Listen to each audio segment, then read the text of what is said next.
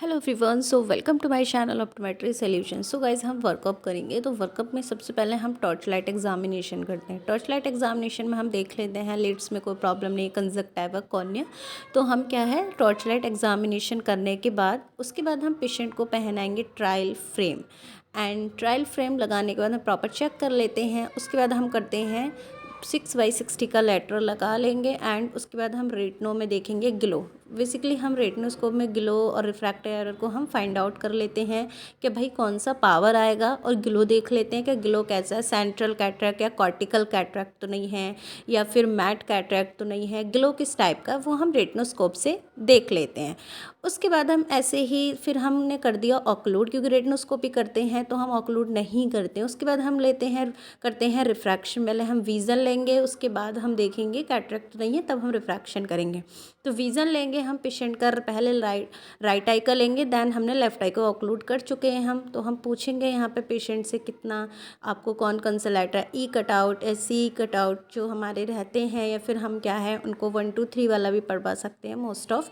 उसके बाद हम पावर लगाएंगे, पावर से हमारा कितना क्लियर हो रहा है। तो पावर लगाने के बाद हम देखेंगे किस में ज़्यादा बेटर दिख रहा है। रेटिनोस्कोप से हमें एक आइडिया लग जाता है कि माइनस का पावर आएगा या फिर प्लस का पावर आएगा। उसी के अकॉर्डिंग हम एक आइडिया से उसमें लगा देते हैं। जैसे क्लियर होता जाता है वैसे ही हम क्लियर करते जाते हैं। क्लियर करने के बाद हम प्रॉपर पहले राइट आई का विजन लेंगे, तो राइट आई का रिफ्रैक्शन अब हम लेफ्ट आई का करेंगे।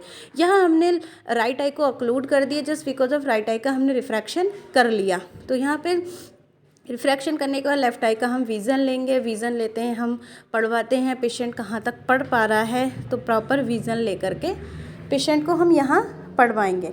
उसके बाद में हमने यहाँ लगा दिया लेंस, उसके अकॉर्डिंग, विज़न के अकॉर्डिंग एंड अपनी रेटिनोस्कोप के अकॉर्डिंग। तो मोस्ट ऑफ रेटिनोस्कोप लोग ऐसे भी करते हैं, रेटिनोस्कोप से उसको न्यूट्रलाइज करते हैं, उसके बाद करते हैं। बट हमें एक रफली हमें एक आइडिया मिल जाता है अकॉर्डिंग टू ग्लो क्या कितना पावर आएगा पेशेंट की आँख में, क्योंकि हमें करने की ज़रूरत नहीं पड़ती। जस्ट बिकॉज ऑफ एक आइडिया, जब हम इसमें एक्सपर्ट हो जाते हैं तो एक आइडिया लग जाता है कि पेशेंट को कितना पावर आएगा। उसके बाद हम इनको नियर का देखते हैं, नियर या फिर एडिशन में यहाँ इसलिए बोलूँ क्योंकि हमने डिस्टेंस में ऑलरेडी पावर दी है। अब हम एडिशन देखेंगे कितना आएगा। तो एडिशन जो हम देंगे वो एज के अकॉर्डिंग देंगे कि पेशेंट की एज कितनी है। एंड एज के अकॉर्डिंग हम देखेंगे कि पेशेंट अगर 60 ईयर का है तो हम +3 पावर उसको ऐड कर देंगे। +3 ऐड कराने के बाद हम पेशेंट को देखेंगे कितना क्लियर आ रहा है। तो यहाँ हमने फाइनली उसका रिफ्रैक्शन कर दिया। रिफ्रैक्शन करने के बाद हमने देखा कि उसको इतना पावर आया। अब हम करेंगे स्लिट लैम्प एग्जामिनेशन, जिसमें हम पिपल का रिएक्शन देखेंगे, साइज देखेंगे एंड लेंस देखेंगे, कॉर्निया देखेंगे, कंजक्टिवा देखेंगे, आईलिड्स।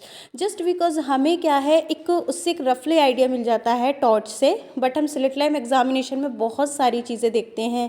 काली पुतली में कोई इन्फेक्शन तो नहीं है, कोई ओपेसिफिकेशन तो नहीं है, पिपल साइज कैसा है, पिपल हमारा स्लगिश तो नहीं है। स्लगिश मीन्स उसका जो मूवमेंट है वो डल तो नहीं है, या फिर मूवमेंट जो वो स्लो तो नहीं है। डायलेशन ऑन एंड कॉन्स्ट्रक्शन का जो हमारा प्रोसेस रहता है। तो यहाँ हमने अच्छे से स्लिट लैम्प एग्जामिनेशन कर लिया। एंड स्लिट लैम्प एग्जामिनेशन करने के बाद जो हमारा विज़न रहता है या पेशेंट को जो प्रॉब्लम रहती है वो हम पेशेंट को एक्सप्लेन कर देते हैं। मीन्स आपको चश्मे का नंबर है, या फिर आपको मोतियाबिंद है, या फिर आपको क्या है।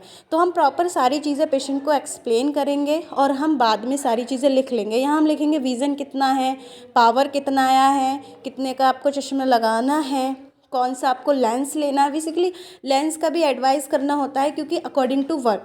सपोज़ करो यहाँ पे किसी का वर्क क्या है, फील्ड वर्क है या फिर ऑफिस वर्क है, तो वर्क के अकॉर्डिंग हम यहाँ पे पेशेंट को लेंस क्या है सजेस्ट करते हैं। सो आफ्टर करेक्शन हम सारी चीज़ें करने के बाद देखेंगे। उसके बाद हम मोस्ट ऑफ बीपी शुगर भी देख लेते हैं, बट वो वाट का प्रोसेस है। तो यहाँ हमें ये चीज़ क्लियर हो गई कि इनको दूर और पास का चश्मे का नंबर है। तो यहाँ पे आपने एक चीज़ नोटिस की होगी कि मैंने AR को यहाँ पे टच नहीं किया। मैं AR यूज़ नहीं करती जस्ट बिकॉज ऑफ रेटिनोस्कोप से हम बहुत सारी चीज़ें फाइंड आउट करते हैं। तो मैं आप सभी को सजेस्ट करूँगी, अगर आप एक ऑप्टोमेट्रिस्ट हैं तो रेटिनोस्कोप का बहुत अच्छे से सीख लीजिएगा, आपको आगे बिल्कुल भी परेशानी नहीं होगी। तो हमने इनको आगे रेफ़र कर दिया चश्मे के लिए। Finally thank you so much.